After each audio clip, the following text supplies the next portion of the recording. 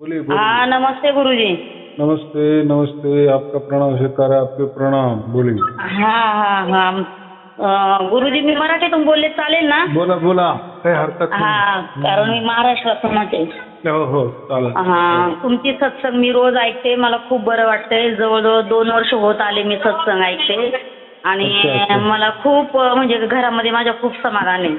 हा हा हा. आणि हे जे पुण्याला तुम्ही हे ठेवलेलं तो प्रोग्राम हा, तर हा. नाही येऊ शकले. माझ्या गुडघ्याचा थोडा प्रॉब्लेम आहे म्हणून नाही येऊ शकले मी. हा हा हा. बस तुमचा आशीर्वाद पाहिजे आणि खूपच आनंद होतो हे सगळं म्हणजे ऐकून. त्याच्या आधी मी खूप भरपूर ठिकाणी भरकटलेली खूप हा हा. मुलांसाठी मिस्टरांसाठी भरपूर भरकटलेली, पण आता सगळं सोडले. हम्म, फक्त एक टाइम सत्संग ऐकते. हम्म. आणि तुमची सत्संग ऐकत होते त्यावेळेस प्रत्येक वेळेस असं म्हणजे त्याच्यामधून ऐकायला येत होतं की तुम्ही हे सगळं ऐका आणि नंतर मग म्हणजे तुमच्या मनात काय असेल ते तुम्ही नंतर बोलू शकता. पण माझं धाडच होत नव्हतं की मी डायरेक्ट कॉल कसं करू तुम्हाला. बरोबर बरोबर. काय अनुभव आला तुम्हाला? मला असा अनुभव आला की माझी मुलं आहे ना खूप म्हणजे वाईट संगतीला होती आणि कॉलेजला जायला विचारच करत नव्हती. कॉलेज म्हणजे सगळे दोघांची 12वी झालेली, तर दोघंही कॉलेजला जातच नव्हते. नाहीच बोलायचे, सगळे मुलांबरोबर इकडे तिकडं फिरायचे, फालतूगिरी खूप करायचे. मग एक अशीच लेडीज मला भेटली, तर माझ्या जवळच राहते, तिने मला ही सत्संग पाठवली. मग मी ज्यावेळेस मी ही सत्संग ऐकली त्यावेळेस त्याच्यामध्ये असं सांगत होते की तुम्ही किती पण बाहेर कुठं बाबांकडे जा, कुठे जा, तुम्हाला तेवढा तात्पुरता फरक येईल, तुमचे पैसे बर्बाद होतील, ही सगळी फसवेगिरी आहे. आणि सगळं तसंच माझ्याबरोबर घडत होतं. मी पूजापाठ करत होते घरामध्ये, एक सण सोडत नव्हते आणि माझ्याबरोबर काहीच चांगलं घडत नव्हतं. म्हणजे जे आहे तेच चालू होतं, मुलांमध्ये काहीच फरक पडत नव्हता. पण जशी मी हे सत्संग ऐकले 3 ते 4 महिन्यामध्ये माझा मोठा मुलगा आणि मी पण खूप शांत झाली. मी खूप चिडचिड करायची घरामध्ये, असं वातावरण असायचं. मुलं ऐकायचे नाही, मिस्टर दारू प्यायचे. त्यांनी तर सोडली होती दारू नंतर, पण मुलं ऐकत नव्हती बिलकुल. मोठी झाली मुलं, एक 24 वर्षाचा आहे, एक 21 वर्षाचा आहे. ते बिलकुल ऐकत नव्हती. आणि कॉलेजला मी पैसे भरायला तयार असूनही ती लोक तयार होत नव्हती कॉलेजला जायला. मग मी ज्यावेळेस ही सत्संग ऐकली तर त्यांनी मला सत्संगमध्ये त्यांनी सांगितलं तुम्ही काय करू नका, फक्त ही सत्संग घरामध्ये मोठ्याने लावा. त्यांना वाटलं मनामध्ये आता ऐकतील, नाही ऐकलं तरी लक्ष देऊ नका आणि हे सगळं परमात्म्यावर सोडून द्या. तर मी म्हटलं ठीक आहे. मी विचार केला. मला तर काही प्रेयर पण म्हणजे प्रार्थना पण करता येत नव्हती. म्हणजे मी पूर्ण असं म्हणजे माझे डोकंच चालत नव्हतं माझं काही. मग मी पूर्ण परमात्म्यावर सोडून दिलं. मला जसं समजते त्याप्रमाणे मी कबीर साहेबा परमात्मा मी तुमच्यावर सोडून देते हे सगळं. आणि मी कोण नाही, माझ्यातला गर्विष्ठपणा, अहंकार, रागीटपणा जो आहे तो सगळा काढून टाका. मला काय नको, फक्त तुमच्याकडून मोक्ष पाहिजे, बाकी काय नको. बाकी हा परिवार तुमचा आहे, माझा नाही, असं बोलून मी सगळं सोडून दिलं. तर मोठा मुलगा हे सगळं म्हणजे असं ऐकत होता, हे सत्संग वगैरे लावते. मग तो नंतर अचानक तयार झाला की मम्मी मला नर्सिंग कोर्स करायचा आहे. म्हणलं चालेल. पैसे नव्हते.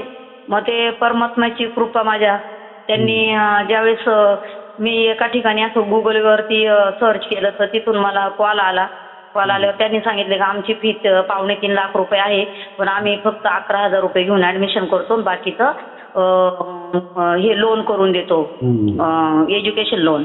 तर मग मी तसं केलं. मग आता तो 6-7 महिने झालं खूप छान प्रकारे शिकतोय, जातोय तिथं. त्याला म्हणजे खूप त्याला बरं पण वाटतं आणि एकही दिवस तो चुकवत नाही. आणि कॉलेजला शाळेला जायचं नेहमी काहीतरी बहाणे सांगत होता. आणि त्याच्यानंतर बारका मुलगा पण हे सगळं ऐकत होता.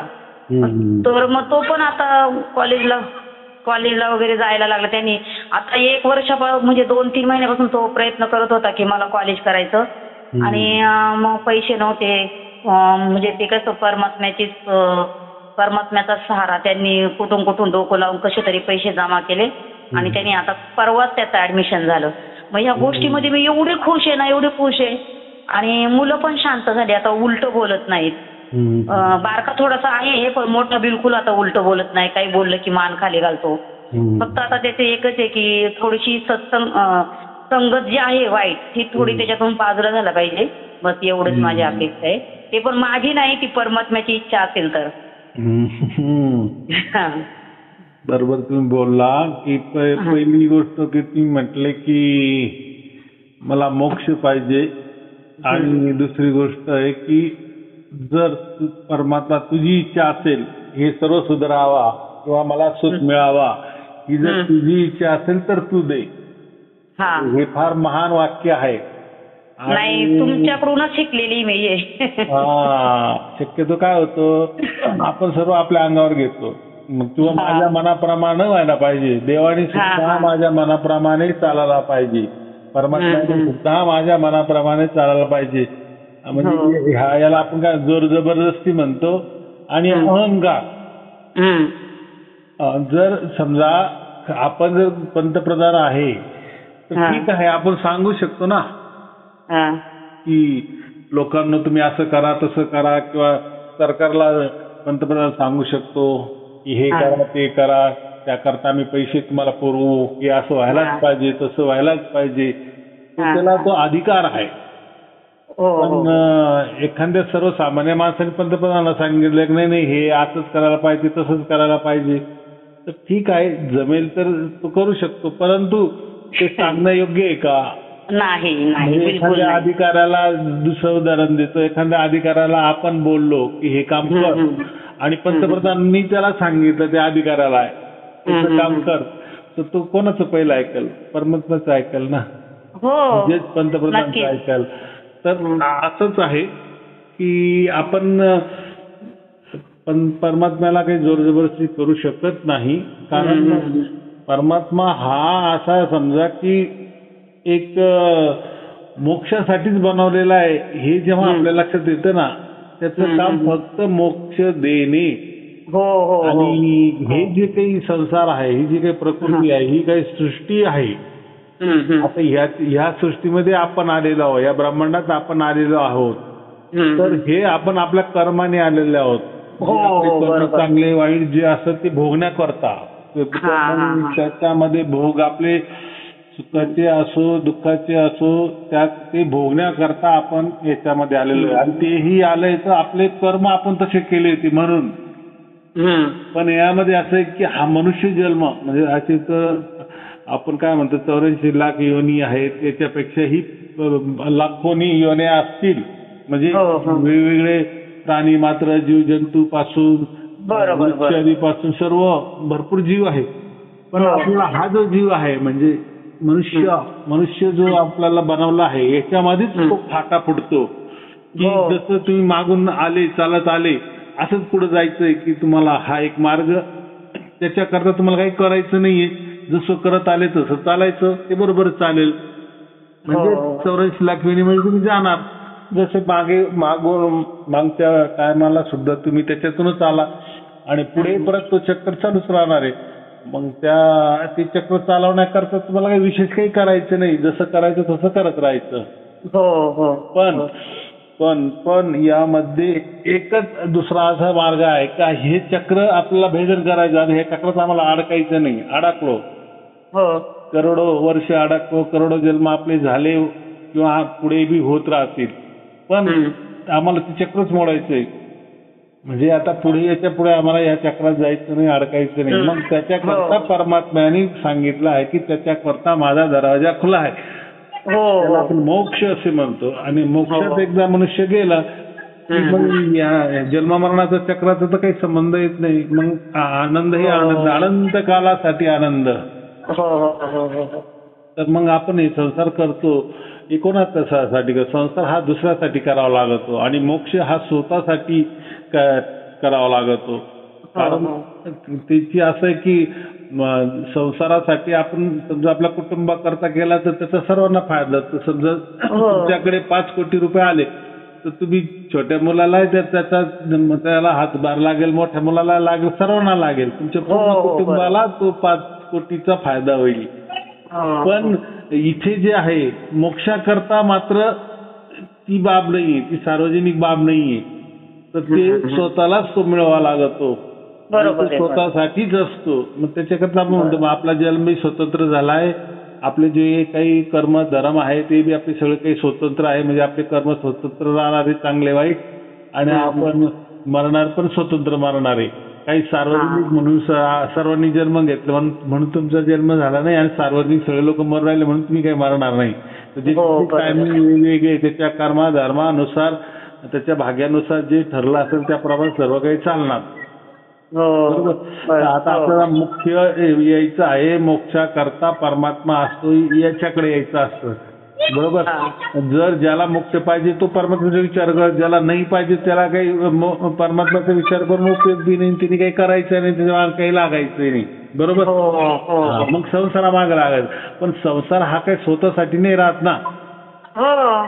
समजा मी तेच सांगितलं 5 कोटी तुम्हाला मिळाले आणि ते तुम्ही स्वतःसाठी ठेवले, त्याचा उपयोग तुम्ही दुसऱ्यासाठी केला नाही तर आणि दुसऱ्यांना माहिती की आपल्या आईकडे 5 कोटी रुपये आहे तर ते तुम्हाला सोडतील का तसे?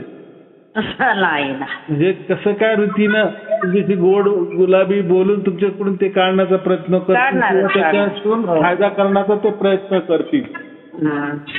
परंतु ही मोक्षाची गोष्ट अशी नाहीये.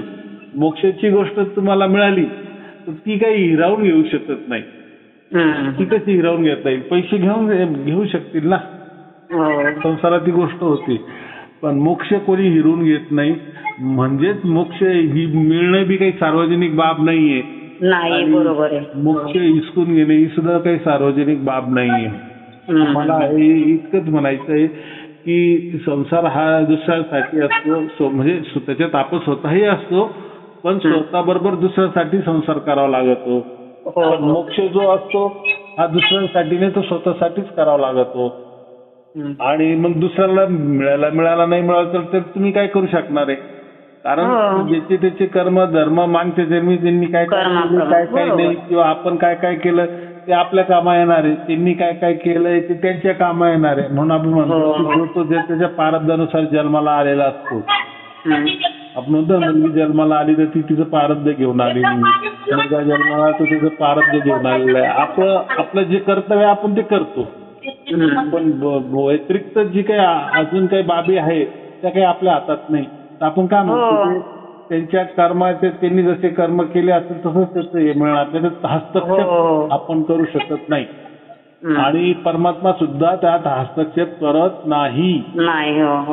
कारण तिचं कसं आहे, परमात्मा काय म्हणतो, हा जर तुला मी पाहिजे असेल म्हणजे तुला जर मोक्ष पाहिजे असेल, तुला माझ्या राज्यात यायचं असेल तर मग मी तुला तुझे काही जे काही कर्म बाकी असतील तर ते कसे करून घ्यायचे, कसे चुकते करून घ्यायचे, म्हणजे ज्याचे काही घेणे देणे असेल ते तुला तुझ्याकडून कसं देऊन टाकायचं त्याला, म्हणजे ज्याचं आहे तसं त्याला बाबा देऊन टाक. आता असं नाही की मग मला परमात्मा मिळाला मग मी आता कोणाचे पैसे देणार नाही, असं नाही चालणार. परमात्मा काय म्हणजे तुला मोक्ष मिळाला किंवा तू माझ्या राज्यात येऊ राहिला याचा अर्थ तू दुसऱ्यावर अन्याय करून जर येत असेल तर मोक्ष बी काय कामाचं आहे आपल्याला? काय कामाचं नाही. बरोबर. जर आपल्या घरात जर आपले सदस्य किंवा आपले मुलं उपाशी आहे आणि आपण इकडे ताट भरून भरून खाऊ राहिलो तर ते काय आपल्याला ते खाणं बी बरोबर वाटणार नाही ना. जसं संसारात होतं तसं परमात्मा बी हे म्हणतो की तुला जर माझ्याकडे यायचं असेल तर ज्याचे देणे घेणे असेल ते आपण पहिले चुकतं करू. आता देण्या घेण्यासाठी मी आहे ना, माझं तुला पाठबळ आहे. तर तू जर असं म्हटलं की मला जर परमात्मा तू मिळाला तर तू सगळं काही एखाद्या जादूच्या कांडीसारखं सगळं मला माफ करून टाक आणि कोणाचे घेणे देणे असेल मला ते परत द्यायला लावू नको, तर परमात्मा न्यायकारी नाही झाला. त्यांनी एकावर न्याय केला आणि दुसऱ्यांवर अन्याय केला. पण जेव्हा परमात्मा मिळाला नसतो त्यावेळेस ठीक आहे, त्यावेळेस आपण काही आपल्या मनाने करू शकतो, काय आपल्या कर्मधर्माने आपण करू शकतो किंवा निर्णय घेऊ शकतो. तो कदाचित तो निर्णय आपला चांगलाही होऊ शकतो, वाईटही होऊ शकतो आणि मग सर्व मन त्या निर्णयावर लागतं आणि आपण आपल्या मनालाच खातो की कसं काय व्हायचं पुढे काय होणार.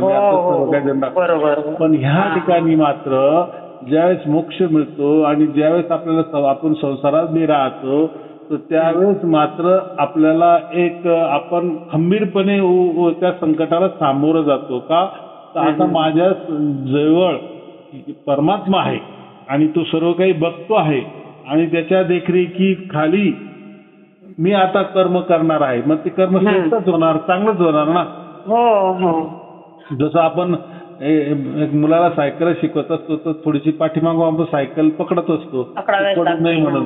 आणि हो. जेव्हा तो चांगली चालायला लागतो आपण सोडून देतो आपला हात. हो. त्याला हो. असं वाटतं की मला धरलेलंच आहे, पकडलेलंच आहे. हो हो पण तेव्हा जो पुढे जातो तेव्हा तो मागं वळून पाहतो, अरे आपल्याला तर कोणीच धरलेलं नाही यार, आपण तर शिकून गेलो. तर असं आहे. तर परमात्माचा जर पाठिंबा असेल आपल्याला, पाठिंबा बरं का, हो याच्यात दोन अर्थ होतात. पाठिंबा म्हणजे सर्व काही परमात्मानेच करायचे, काय कोणाची देणी घेणी असेल डायरेक्ट त्यांनीच करून टाकायची, परमात्म्याने द्यायचं तर ते चुकीचं आहे. नाही नाही नाही परमात्माचं जर पाठबळ असेल तर त्या पाठबळाच्या जोरावर आपण काहीही कर्म करू शकतो. हो आणि ते कर्म त्याच्या देखरेखीखाली जेव्हा होतात ना, तर तेव्हा ते कर्म बी सक्सेसफुली होतात. काय म्हणतो आपण, सक्सेसफुली झालं. Successfully, यापूर्वी हो. का बरं ते कर्म सक्सेस होत नव्हते, हो किंवा त्या कर्मामध्ये आपल्याला विजय मिळत नव्हता, त्या कामामध्ये आपल्याला विजय मिळत नव्हता, आणि आताच आपल्याला आपल्या कामामध्ये विजय कसा मिळायला लागला? तर पूर्वी आपल्या पाठीमागे कोणीच नव्हतं, आपणच हो, आपल्या हो. नशिबाचे मालक. हो त्याच्यामुळे तेच ना. आपण घाबरायचो, काय होईल आता, हो चांगलं हो वाईट हो, कारण आपला कोण वालीच नव्हतं ना. पण आता ह्या ठिकाणी आपल्याला कळालं की आता परमात्मा आपला वाली आहे, आणि त्याच्या जोरावर, त्याच्या शक्तीवर, त्याच्या सामर्थ्यावर आपण आपली पुढची वाटचाल करू शकतो. मग ती वाटचाल चांगलीच राहणार. इतकं सोपं गणित आहे ते. तर असं आहे की आणि मोक्ष याचा अर्थ बी काय होतो, तो मोक्ष काही तुम्ही नाही मिळवला, किंवा काही मी काही मिळून तुम्हाला दिला नाही, तर तो तुमच्या कर्मानुसार मिळाला आहे, तुमच्या भाग्यानुसार मिळाला आहे. आणि मोक्षासाठी निवड ही जी होती ती परमात्म्याकडून होती. की काही कोणी हाडामासाचा गुरु करत नाही, किंवा एखादा धर्म करत नाही, काही कोणी पंथ करत नाही, किंवा कोणाची कृपा त्याच्यावर लागू पडत नाही, किंवा कोणीही त्याला मदत करू शकत नाही. बरोबर. तर कारण परमात्मा ज्याचा चुनाव करतो, किंवा ज्याला निवड करतो, तर तो सगळ्या गोष्टी मागचा पुढचा विचार करूनच करतो ना. की असं सहज केलंय बा, एखाद्याने त्याची मानबडाई केली, त्याची खुशमस्करी केली, अरे परमात्मा तुझ्यासारखा कोणीच नाही, तूच माझा माय बाप आहे, सर्व काही तू आहे, आणि इकडं आपण गलत काम करत चाललो, आणि तिकडे परमात्म्याची खुशी आली. परमात्म्याला हे कळत नाही का, अरे हा तर माझी खुशमस्करी करू राहिला, माझी मानबडाई करू राहिला, मला तर लय भक्तियुक्त पुजू राहिला, माझे उपास तापास करू राहिला, माझी मंत्राचा जाप करू राहिला, माझ्यासाठी वाटेल ते व्रत वैकल्य उपास तापास काय नियम धर्म सगळं काही करू राहिला.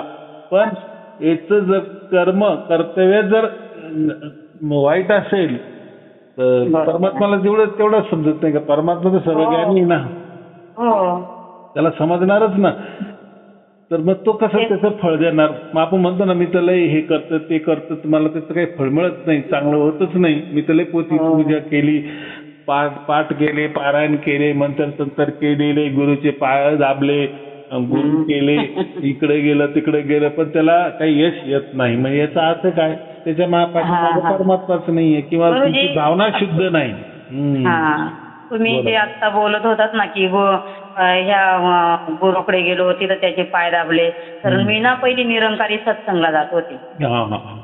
निरंकारी सत्संगला होते, आमच्या इथेच होती सत्संग, आणि ही मुलं अशी त्रास द्यायची. तर त्याच्यामध्ये एक निरंकारी होते महाराज, त्यांनी ते अशा ठिकाणी बसायचे, ते ना आम्हाला असं माहीत पडल्यावर आम्ही त्यांच्याकडे गेलो, तर त्यांनी एक हे केलं, काय बोलतात, चरणधूळ असते ना पायाची माती, ती घेतली, त्याच्यावरती काय बोलले माहित नाही, आणि ती ठेवा म्हणून सांगितलं जवळ. तर मी विचार केला की बाबाजी बोलतात की हे असं काही करायचं नाही, आणि यांनी आम्हाला अशी चरणधूळ दिली. बरं, तिथं लेडीज गेल्या, त्यांचे लेडीज गेले, ते लेडीज त्यांचे पाय दाबायला. मी नाव ठेवत नाही त्यांना, सॉरी, मला ते मी एक अनुभव सांगते तो.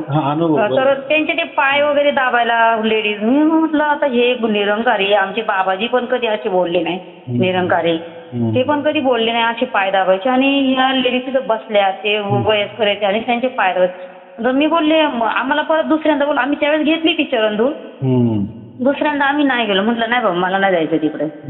कारण कधी समजा मी गेली आणि ते एकटेच असले आणि काही विपरीत काय घडलं तर काय करणार? मला नाव ठेवतील, त्यांना नाही नाव ठेवणार की एवढ्या चांगल्या व्यक्तीला ह्या बाईने बदनाम केलं.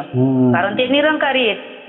तर त्याच्यामुळे माझ्या मुलांना पण असं हे पटायचं नाही. ते फक्त यायचे बरोबर जबरदस्ती मी त्यांना घेऊन जायची.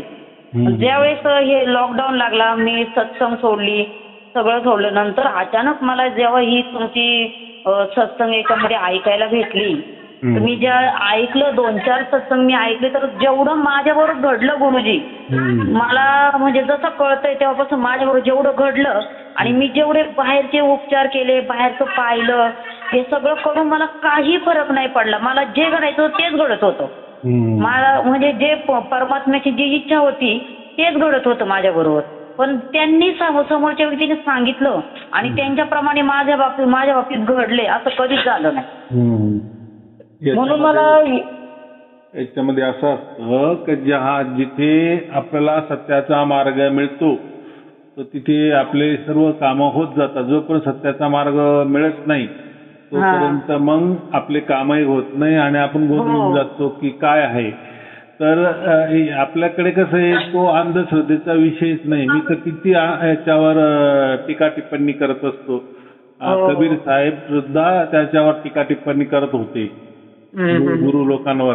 आणि सगळ्याच ठिकाणी असं चालतं. आपण असं नाही म्हणायचं की नाही तिथे तर करोडो शिष्य आहे. उलट जिथे करोडो शिष्य तिथेच सगळा गडबड गोंधळ होत असतो. तर असं असतं की भरपूर ठिकाणी तर आपण बोलू शकत नाही. अशा गोष्टी घडतात. तर तो काय गुरु स्वतःची आंघोळ त्या दुधाने त्याला घातली जाती आणि मग ते जे दूध सर्व त्याचं ते गोळा केलं जातं, ते मिठाईमध्ये टाकलं जातं, त्याच्या मिठाया बनवल्या जातात आणि प्रसाद म्हणून लोकांना वाटले जातात. किती गलिच्छ प्रकार आहे. और तो म्हणून हाडामासाचाच आहे ना, त्याच्या शरीरामध्ये हाड मांस मलमूत्र आहे की नाही, आणि त्याचं तुम्ही हे करतात. तर काही पंथांमध्ये तर असा प्रकार आहे की प्रसाद घेतला जातो, त्याच्यामध्ये तो गुरु थुकतो आणि त्या थुकीमध्ये सगळा तो प्रसाद एकत्र करून मोठ्या प्रसादामध्ये टाकला जातो. अशी पद्धत आहे. तर आपण सांगू शकत नाही. अशा वेगवेगळ्या पद्धती अध्यात्माच्या नावाखाली चालतात. त्यालाच आम्ही अंधविश्वास म्हणतो, अंधश्रद्धा म्हणतो. तर देव कुठेही असं काही कुठेही वर्णन केलेलं नाहीये की देव असं करायला लावतो तसं करायला लावतो. हे किती गलिच्छपणा आहे, घाणेरडापणा आहे. तर याच्यामध्ये ह्या घाणेरडापणा करता यावा याकरता हे लोक पहिले स्वतःला परमात्मा करून घेतात. कुणीतरी मी अवतार आहे, विष्णूचा अवतार आहे, शिवाचा अवतार आहे, भगवंताचा अवतार आहे. तर याने काय होतं, मग तो जे असे काही घाणेरडे कृत्य करतो तो असंच सांगतो तर मी तर परमात्मा आहे ना, मी तर देव आहे ना, मी तर ईश्वर आहे ना, तर माझा तर हक्क आहे असं काही करण्याचा. मग माझ्या शरीरापासून जी घाण निघेल ती पवित्रच आहे, तो प्रसादच आहे. आणि मग त्या आणि त्याच्या दृष्टीने ते घेत. आता ज्यावेळेस आपण त्या परिस्थितीत असतो ना त्यावेळेस आपल्या डोळ्यावर आंधळी पट्टी बांधली गेली आणि ते आपल्याला फार चांगलं वाटत, बापरे. म्हणजे त्याचे पण ज्यावेळेस त्याच्यातून आपला सत्याचा मार्ग मिळतो आणि मग आपण जेव्हा मागे वळून बघतो तेव्हा आपल्याला समजतं काय काय चालू होतं, काय काय पण ज्यावेळेस त्या ठिकाणी असतो ना त्या याला एखादा फार शार्प बुद्धीवाली स्त्री असेल किंवा पुरुष असेल, तो खरंच त्याला आपण म्हणतो का त्याला खरंच त्याचं भाग्य म्हणा किंवा त्याचं तेवढी बुद्धी चालती का, हे सगळा बोगसपणा आहे. याच्यामध्ये कशाचा देवन कशाचं काय, असा कसा काय महाराजा आणि काय आंघोळ करतो काय, आणि स्त्रिया त्याला आंघोळ काय घालतात आणि स्त्रियांकडून कपडे काय धारण करतो, अवतीभोवती त्याच्या स्त्रिया असतात, तो म्हणतो कृष्ण काय आणि ह्या सगळ्या गोपिका काय, याच्यातूनच स्त्रियांना कळायला पाहिजे. पण असं आहे की लोक काय म्हणतात ते जाऊ द्या हो, ते तुम्ही ते त्याच्यावर बोट ठेवता की आमचा गुरु असा आहे, आमचा गुरु तसा आहे, तो असं करतो तसं करतो, पण त्या गुरुमुळे माझा हा फायदा झाला, त्या गुरुमुळे माझा तो फायदा झाला. तर मग आता त्याच्या पुढे काय डोकं आपण आपटणार आहे? नाही, मला तर कुठलाच नाही फायदा झाला, फक्त पैसे गेले माझे. नाही, भरपूर पैसा भरपूर. मी काय म्हणतो, ठीक आहे तुम्ही त्या बाबाकडे जात होता बरोबर, तुमचा फायदा झाला ठीक आहे, मग असे बी भरपूर बाया आहे ना की त्या बाबाकडे गेल्या नाही तर मग त्यांचं वाईटच झालं का? म्हणजे त्या बाबाकडे गेलं तरच सगळ्यांचं चांगलं होणार आहे, आणि त्या बाबाकडे गेलं नाही सगळ्यांचं वाईट होऊन जातं, असं होतं कधी? नाही नाही नाही. तर ते कसं आहे, त्यावेळेस आपलं चांगलं व्हायला आणि त्या गुरुच्या पाया पडायला एक वेळ होऊन जाते ना, आपण म्हणतो ते गुरुकडून झालं. बरोबर. माझा अनुभव आहे हा असा. माझा अनुभव आहे असा की माझ्या भावासाठी आम्ही माझ्या भावाच्या डोक्यावर परिणाम झाला. 14वी शिकलेला आहे तो, आणि त्याच्या डोक्यावर झाला परिणाम झाल्यानंतर आम्ही तो असा 2-2, 3-3 दिवस गायब व्हायचा. त्यावेळेस त्याची सुरुवात होती. तर आईला कुणीतरी सांगितलं की हनुमानच्या मंदिराजवळ त्याचा जाऊन फोटो ठेव, तो लगेच येईन उद्या, फक्त त्याचा जाऊन फोटो ठेव. आणि आई विसरून गेली तो फोटो ठेवायला. माझ्या समोरचीच गोष्ट आहे, आई विसरून गेली. आणि बरोबर त्याने सांगितलं उद्या 12 वाजेपर्यंत तो येईल घरी, आणि खरोखर माझा भाऊ 12 वाजता आला, पण आम्ही फोटो नव्हता ठेवला ना हनुमानच्या मंदिरात पायाजवळ. म्हणजे मला मग हे सगळं, जशी तुमची सत्संग ऐकली ना, हे सगळं मला ऐकायला म्हणजे अनुभव म्हणजे समजायला लागलं की खरोखर हे जे घडतंय ना, हे घडायचं त्याच वेळेस घडतंय. हे कुणाच्या सांगण्यानुसार नाही, किंवा त्या जादू मंत्राने नाही, किंवा कोणी आपल्यावर काही केलंय, आपल्याला काही भानुमती प्रकार काय असतं ना, ते सगळं जादूटोणा ते सगळं करून आपल्याला तो प्रकार आपल्या बाबतीत घडलाय असं कधीच नाही. मला हे सगळं त्या जसं जसे मी सत्संग ऐकत गेले तसं मला ते सगळं माझ्या भावाचं, माझ्या आईचं, माझं, माझ्या मुलांचं सगळं ते लक्षात यायला लागलं की खरोखर परमात्मा तो खरोखर परमात्माच आहे. त्याच्याशिवाय आपलं काही चालणार नाही. तो जे आपल्याला देईल किंवा त्याची इच्छा असेल तरच आपल्या बाबतीत ते घडेल, किंवा आपण जे कर्म केले ते परमात्म्याला दिसते त्याप्रमाणेच तो आपल्या बाबतीत घडवून आणेल. जशी करणी वैसी भरणी आपण म्हणतो ना. वैसी भरणी. हो. आपण कोणाला जरी फसवलं तर कोणीतरी आपल्याला गुरुची फसवून टाकतो, आपलं जीवन बर्बाद करून टाकतो. मग ते बरोबर आहे. मग काही ना काही त्याला ते निमित्त होतं, ती प्रकृती करून घेते असं समजा. नंतर आपल्याला कळतं की असं असं होतं. तर ह्या अशा अंधश्रद्धा असतात. बरं, आता ह्या अंधश्रद्धा आहे का नाही याला बी लोक काय म्हणतात, तुमचंच खरं कशावरून? अरे मग वेद वाचा ना, वेदामध्ये असं कुठं म्हटलंय? चला तुम्ही तुमच्या पुराणानुसार, पुराणात असं कुठं म्हटलेलं आहे का की हे करा ते करा? हे मंत्र तंत्रची गोष्ट कुठंच नाही. आणि याला भूत लावलं त्याला भूत लावलं तर आपल्याला असं कुठेही वेदामध्ये भूताच्या गोष्टी नाही. ह्या दुसऱ्या धर्मातून चालत आलेल्या गोष्टी आहे. शैतान आहे ना हा प्रकार, आणि पुरला आणि तो तिथंच राहतो, तो आत्मा बित्मा, ह्या ज्या गोष्टी ह्या दुसऱ्या धर्मातून आपल्या धर्मात प्रवेश केलेल्या आहे. तर आता कोणी एका आत्म्यामध्ये दुसरा आत्मा काही कधी घुसूच शकत नाही. एका शरीरात 2 आत्मा कधी राहूच शकत नाही. हे विज्ञान पण आहे, विज्ञान बी सांगू शकतं, सर्व काही सांगू शकतं. मग हे कसे काय म्हणतात, त्यांनी भूत लावलं आणि ते भूत त्याच्यात घुसून गेलं आणि ते भूत बोलून राहिलं. तर हा एक प्रकारचा मानसिक विकार आहे, मानसिक आजार आहे. तो जर डॉक्टरकडे गेलो ते डॉक्टर लोक समजून सांगतात. आणि कोणाला काही काही दिसतं, उघड्या डोळ्यांनी बी दिसतं, काही कोणाला स्वप्नात दिसतं, कोणाला डोळे झाकून बी दिसतं, कोणाला काही आवाज ऐकू येतात, चित्र विचित्र. तो म्हणतो नाही हो नाही, मला तर विचित्र आवाज येतात, त्याचा अर्थ कोणीतरी भूत माझ्याशी बोलतंय किंवा त्याची मला अनुभव हो राहिला. किंवा कोणी म्हणतं नाही प्रॅक्टिकली मला डोळ्याने दिसतं, उघड्या डोळ्याने दिसतं, तुम्हाला नाही दिसतं, मला दिसतं. हा काय झाला? हा सुद्धा एक मानसिक आजारच आहे. पण जेव्हा तुम्ही त्या मानसिक रोग तज्ञाकडे जाणार, ज्याला सायट्रिक म्हणतो आपण, असे डॉक्टर असतात मनोरुग्ण याच्यावर मनावर हे करणारे असतात. त्यांच्या मग कसं काय तो गायब होतो, तो आवाज बी गायब होतो आणि ते दिसणं बी गायब होतं. मग तुमच्या एका गोळीने तुमचं भूत उतरलं का? तर तुम्हाला ते भूत नव्हतंच, तुमच्या ते मनात भूत उतरलं होतं आणि त्याप्रमाणे ती शरीराच्या क्रिया प्रतिक्रिया व्हायच्या.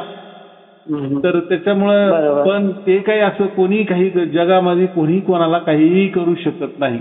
असं असे जर खरोखर मंत्राने जर लोक मरत असते आणि कोणाला भूत लागत असतं तर सरकारने असे मांत्रिकांना भयंकर पगार देऊन बाँड्रीवर ठेवलं असतं ना, किंवा इथं बसून त्या जरी समजा पाकिस्तान त्रास देऊ राहिला तर इथून भूत पाठवला असतं आणि तो पंतप्रधान त्याला येड्यात काढला असतं किंवा त्याला वेड बनवून टाकला असतं. असं होतं का? कोणीच कोणाला काही करू शकत नाही. किंवा ते तुला खरंच उतरत असेल दुसऱ्यांमध्ये भूत तर मग तो पंतप्रधानाच्या अंगात भूत उतरल, कोणाच्याही अंगात उतरल. एखादा बँकवाला जो पैसे वाटतो त्याच्या अंगात घुसून ते पैसे लंपास घेत. तर ह्या अनपेक्षित घटना कधी अपवादात्मक करोडोतून एखाद्या अशा घटना घडतात की जिथे आपलं लॉजिक लागत नाही. आपण म्हणतो नाही नाही असं असेल, पण विज्ञान काय म्हणतं तीच गोष्ट सर्वांना जर होत असेल, 10 जणांना होत असेल, एखादी गोळी घेऊन सगळ्यांचे डोकं जर दुखणं बंद होत असेल तर ती गोळी मग डोकेदुखीवर रामबाण आहे, मग ती सर्व जण घेतात आणि खरंच त्यांचं डोकं येतं. बरोबर. दारू पिऊन नशा येते, 100 लोकांनी दारू पिली तर नशा येणारच. याला म्हणतात विज्ञान, म्हणजे जी सत्य घटना आहे.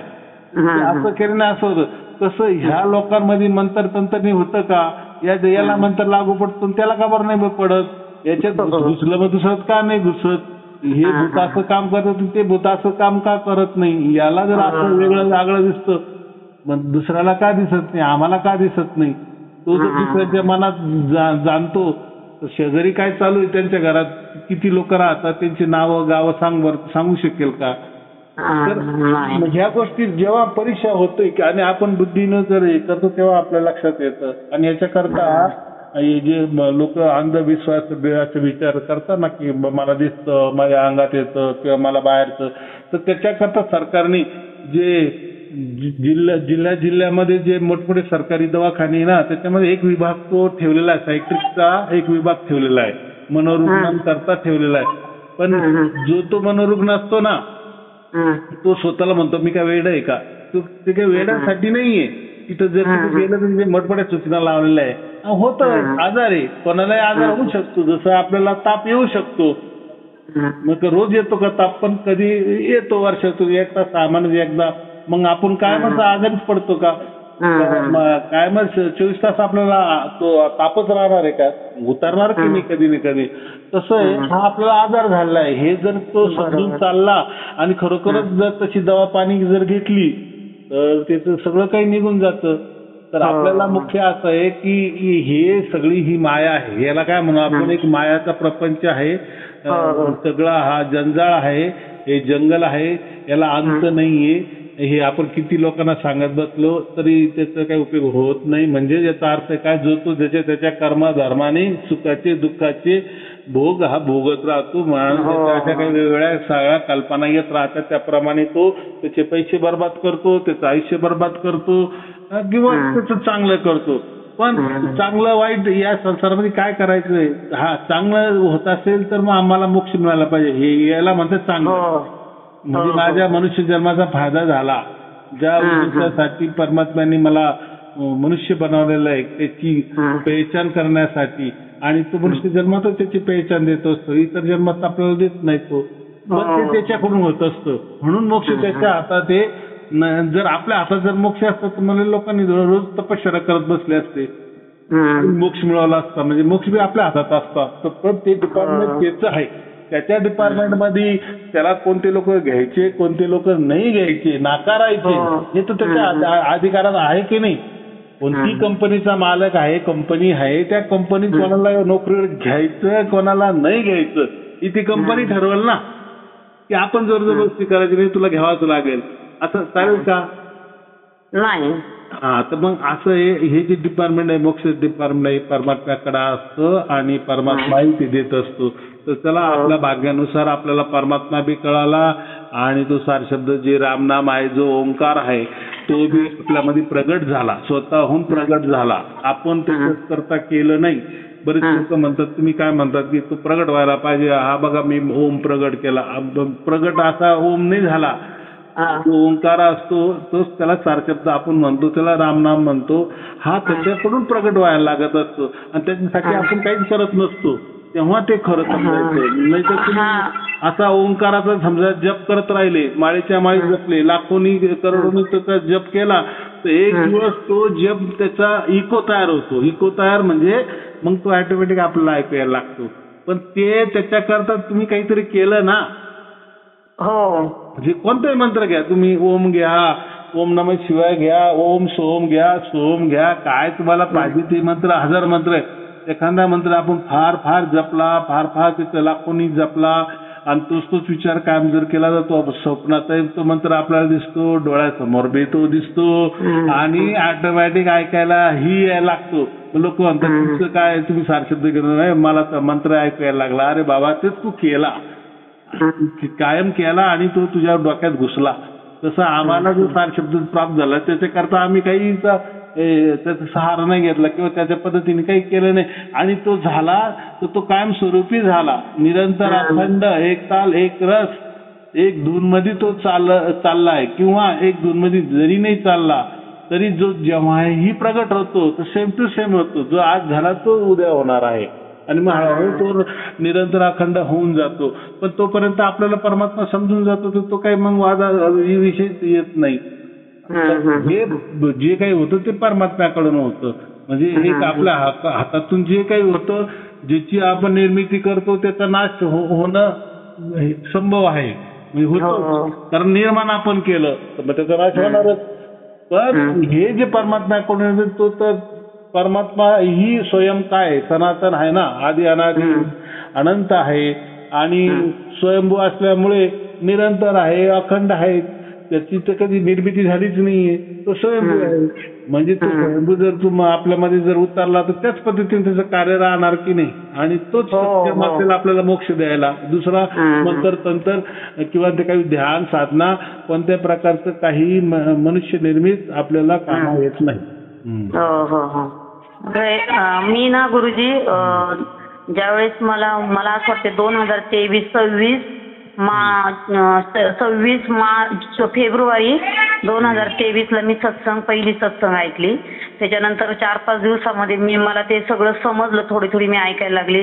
मी तर एकच ऐकते, मला 2 होत नाही ऐकायला, कारण मी नाईट ड्युटी करून मग घरी येऊन घरचं सगळं करायचं असतं. समजा जर मी जर रात्री जर सत्संग लावली ना गुरुजी, जर ऐकायला गेली ना मला झोप येते, मी लगेच झोपून जाते. मग मी रात्री ऐकतच नाही. मी सकाळी वेळ असेल तेव्हा किंवा दुपारी मला माझं काम आवरल्यावरती मी दुपारी लावते आणि एक सत्संग मी रोज ऐकते.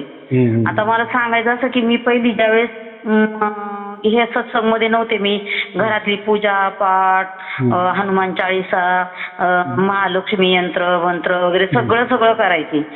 मी ज्यावेळेस मी पूजा करायची त्यावेळेस मी जवळजवळ 2 किलो घी, देशी घी, गाय देवाच्या दिवा लावायची. 2 किलो घी मला लागायचं महिन्याला. आता मी 1 रुपयाचं घी घेत नाही, काहीच करत नाही. मी सोडलं ते सगळं, कारण जसं मला सत्संग मध्ये ऐकायला भेटलं की हे सगळं करून काय होणार नाही. देव तुम्हाला बोलला का तुम्ही कर्ज करून माझी पूजा करा? नाही. मग तुम्ही कर्ज करून एवढं कर्जात मला कधी आता पण माझ्यावर कर्ज आहे, पण माझा हळूहळू मला मार्ग भेटत गेले आणि सगळ्याच गोष्ट मला मार्ग भेटू नाही तर नाही भेटू, पण जे सत्संग मध्ये सांगतात ना ते बरोबर माझ्या पूर्ण जीवनामध्ये तसं घडत आलेले. त्याच्यामुळे माझा एवढा विश्वास आहे ना, मला ते तुम्ही बोलता ना परमात्मा हे धून वगैरे, मला ते काही भेटलं नाही, सार शब्द मला भेटला नाही, पण माझा विश्वास एवढा बसलेला आहे ना, मला भेटो नाही तर नाही भेटो, पण मी त्याच्यावर विश्वास ठेवून जे माझं घडत गेलं ना ते खूप महत्वाचं आहे माझ्यासाठी. मला अजून सार शब्द नाही भेटला आणि मला नाही भेटला तर त्याची इच्छा आहे, मी ती अपेक्षा पण नाही करणार. तुमची इच्छा, तुम्हाला जेव्हा द्यायचा तेव्हा द्या, नाही दिला तरी चालेल, पण मी तुम्हाला सोडणार नाही. तुम्ही मला खरोखर जे शब्दांचा एक एक अर्थ समजवलाय या सत्संग मधून ते माझ्यासाठी खूप महत्वाचं आहे, खूप म्हणजे खूप महत्वाचं आहे. आता मध्ये मी जानेवारी मे मध्ये मी खूप आजारी होते म्हणजे मला खूप गरमी लागायची, खूप गरमीने मी खूप परेशान व्हायची. गरम पण मला एवढा त्रास व्हायचा ना की मी पूर्ण म्हणजे चक्कर येऊन घरामध्ये ड्युटीवरून आले की झोपायची घरामध्ये. खूप मी काहीच काम करत नव्हते. जेवढ्या माझ्या मैत्रिणी होत्या बाहेरच्या आजूबाजूवाल्या सगळ्या म्हणायच्या, तुला ना तू गावाला जाऊन आल्यापासून तुला काहीतरी झालेलं आहे, तुला तू बाहेरचं बघ. म्हणलं काय नाही बाहेरचं, मला जर त्रास होते मला माहिती आहे, मला गरमीचा त्रास आहे, तर बाहेरचं बघून तिकडून त्या व्यक्तीला मी बघणार, त्याला पैसे देणार, डॉक्टरला वेगळे देणार. डॉक्टरला तर काय नाही, मला जे मेडिसिन मी घेते ते घेते, पण मी डॉक्टरला त्यांना पैसे देऊन मला फरक नाही पडला तर त्याला काय फायदा आहे त्याच्याकडे जाऊन? मला माहिती आहे मला आजार काय आहे, तर मी त्याच्याकडे कशाला जाऊ बघायला? आता परत मध्ये मला खूप थंडी ताप होता, 7 होती तापाची, तरी पण म्हणायचे तू ना 2 महिने झाले खूप आजारी, तू तिकडे जा. नाही जाणार, मी कुठंच जाणार नाही बघायला. मला कुणाचा उतारा नाही करायचा, मला कुठं बघायला जायचं नाही. माझा एकच आणि एकच तो देव आहे, तो म्हणजे परमात्मा. बस मला साई अरुणजीची जी हे भेटलेली सत्संग भेटलेली आहे त्यांच्यातर्फे जो काय त्याचं सगळं अर्थ सगळे मला कळतात त्या सत्संग मधून. प्रत्येक सत्संगचा प्रत्येक शब्दाचा अर्थ जे समजवतात त्याच्यातूनच मला सगळं भेटते. मला कुठं जायची गरजच नाही, मी जाणार पण नाही. मी कुणाचंच नाही ऐकलं. आणि माझे मिस्टर पण म्हणायचे की ती कुणाचं ऐकणारच नाही, ती आता एक सत्संग ऐकते आणि ती जे बोलते ना, आणि मी मोठ्याने लावायचे सत्संग ना, सगळे ऐकायचे, काही बोलत नव्हते. पण मोठा मुलगा काय करतो, अजून मधून त्याला कंटाळा आला ना, तो त्याच्या मोबाईलचा आवाज मोठा करतो. मग मी माझा मोबाईल घेऊन बाजूला जाते. तुला मी रागवणार नाही, रागवते मी त्याला, नाही रागवतच नाही. तुला बोलण्याचाच काही अर्थ नाही. तुला 1-2 वेळा रागवली ना, तुला जर ते याची आवड नाही नसू दे, पण कमीत कमी मी जे बोलले त्याप्रमाणे देवाने परमात्म्याने माझी इच्छा पूर्ण केली. बाकी तुमचं तुमच्यावर, तुम्ही काय करायचं, तुम्ही तुमच्या जीवनाशी कसं खेळायचं, कसं वागायचं हे तुमच्यावर अवलंबून. पण मला मात्र जो अनुभव आलेला आहे तो मी कधीच सोडणार नाही. मी कुणाचं ऐकणार नाही. मी ज्या ठिकाणी राहते त्या डोंगरावर राहते, वरती मंदिर आहे सप्तशृंगी देवीचं. मी त्या मंदिरात पण गेल्या वर्षी गेले नाही. तिची दरवर्षी ओटी भरायची, ह्या वर्षी ओटी नाही भरली. माझ्याकडे आहेच नाही काही. माझ्याकडे जे आहे त्याप्रमाणेच मी राहील. प्रसाद वगैरे पाहिजे मी घरातून करून देईन, खा सगळ्यांनी प्रसाद. देवीची ओटी भरा, मग तो म्हणणार की नाही याच्यावर एवढी दक्षिणा ठेवा, ते करा. मला नाही जमणार ते. मी दक्षिणा, तर मला जर गुरुजींनी सांगितलंय दक्षिणा ज्या ठिकाणी मध्ये तुम्ही सत्संगमध्ये सांगितलं ना ते कुठे द्यायची दक्षिणा, त्याच ठिकाणी मी देणार. मी आता अशा ठिकाणी देणार नाही, आणि माझ्याकडे 1 रुपया पण नाही अशा ठिकाणी द्यायला. बरोबर.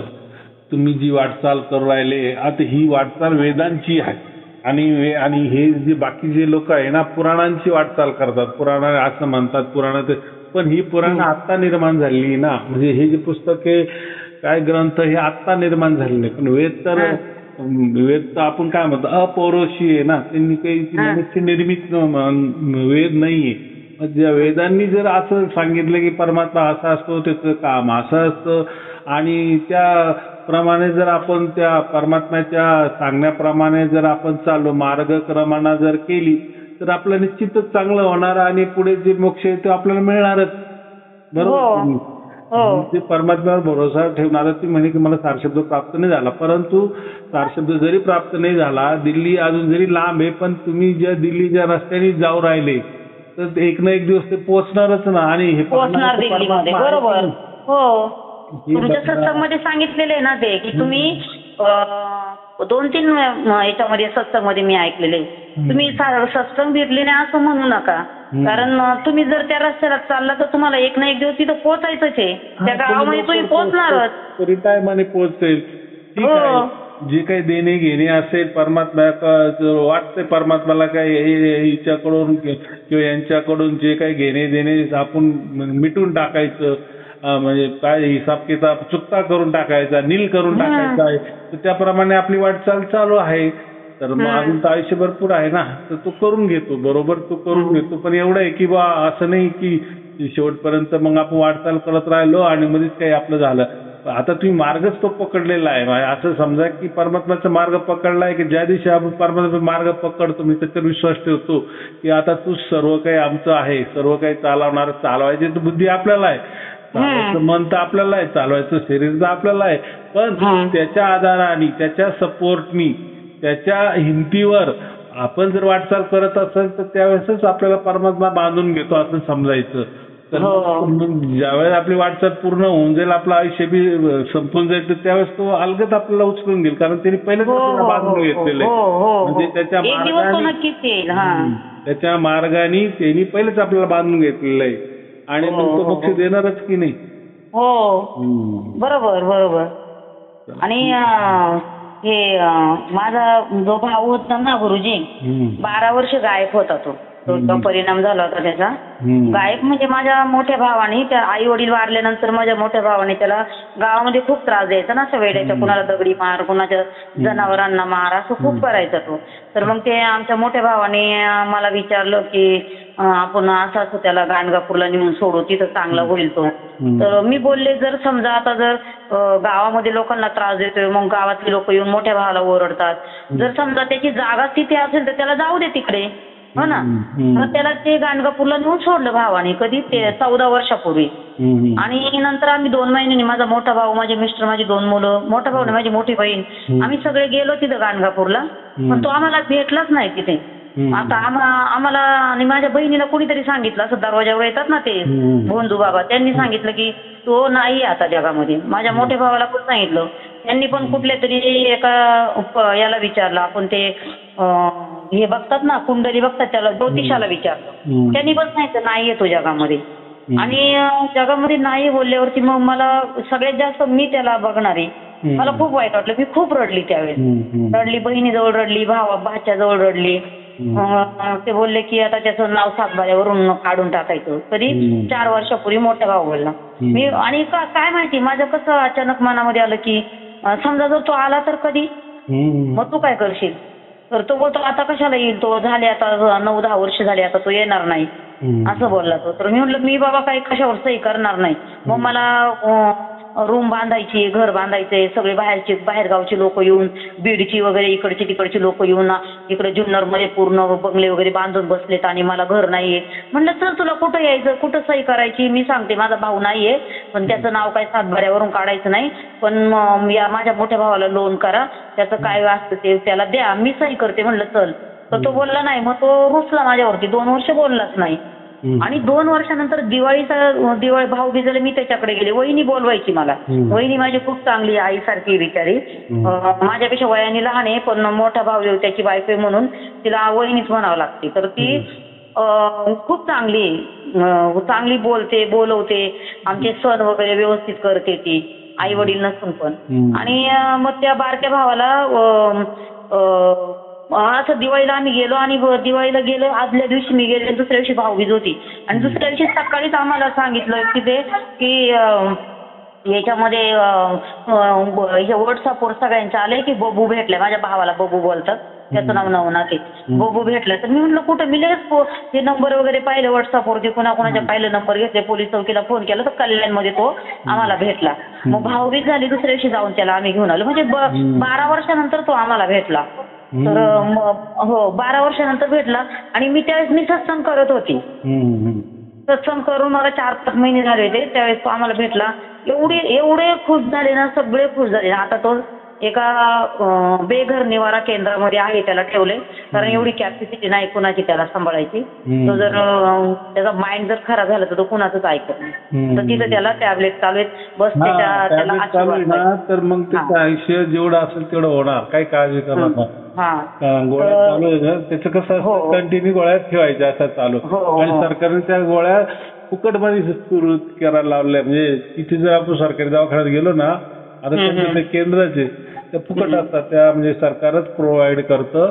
असं काही झालं तर, आणि त्या कायमस्वरूपी, कारण त्या कायमस्वरूपी ठेवावं लागतात ना. गोळ्या संपल्या की गडबड होणार, गोळ्या संपल्या काही गडबड होत नाही, आणि तो एकदम आराम मनुष्य सारखा चालतो. बस आशीर्वाद पाहिजे तुमचा, बाकी काय नाही. चला, आपल्या कुटुंबाला परमात्म्याचा शुभाशीर्वाद, मंगलाशीर्वाद. सत साहेबजी, सत साहेबजी, सत साहेब, सत साहेबजी, सत साहेबजी, सत साहेब.